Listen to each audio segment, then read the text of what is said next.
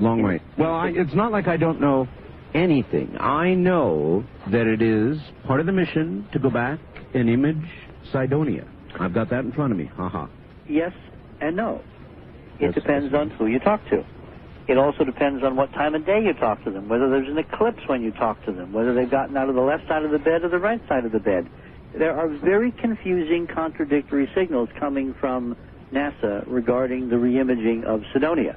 Oh. And they began with the question asked at the Mars Rock press conference on August 7th. Remember the major press conference on the microfossil? Of course. People jumping up and down over something tiny and yes. invisible that had been dead 3.5 billion years. Yes. Well, one of our associates actually was able to ask the question. Elaine Douglas, in the audience there at NASA headquarters, asked the question of Dr. Golden, Dan Golden, who is the administrator of NASA, and Dr. Wes Huntress, who is the deputy administrator or associate administrator for space science, where are they going to take new pictures of Cydonia?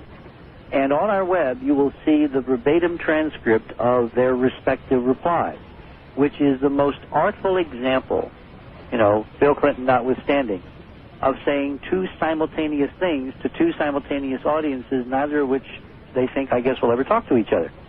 Because according to Dr. Golden, this is not a high priority. In fact, it's not a priority at all. And then he demurred to Dr. Huntress for the details. Dr. Huntress picked up the theme and said, well, it's not a priority. It's not a priority at all. I'm paraphrasing. And it's unlikely that we're going to get a picture, but we certainly are going to get better pictures than we got last time. Huh? Come again, Wes? In other words, it began in a paradox and a puzzle because it's not in the database, it's not being prioritized, but they say they're going to get much better pictures than they got last time. Can I read you what I've got? Sure. And maybe it's wrong. Well, this is new data. There was a press conference NASA held on the 16th of October. Right. And after that, Paul Hoverston, who was the science editor for USA Today, apparently cornered Dr. Golden between a couple of cups of coffee and got him on record, and I think that's what you have in front of you. No, not necessarily. Mine says, let's see, Cydonia face to be imaged, FaceTime, while Sojourner is set to crawl around the floor of an ancient channel that scientists believe once carried liquid water. The Mars Global Surveyor is going to map the planet from a polar orbit that will take it over most points on the surface 26 times during a 687-day Martian year. That is going to include the so-called face on Mars, touted in the tabloids as evidence of a past Martian civilization that NASA is trying to cover up.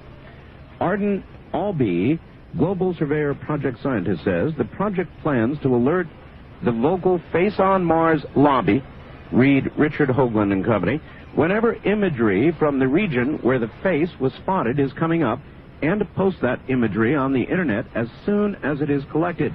Quote, we think we have done all the things that we can possibly do in the framework of this mission to try to address this question of the face on Mars. End quote.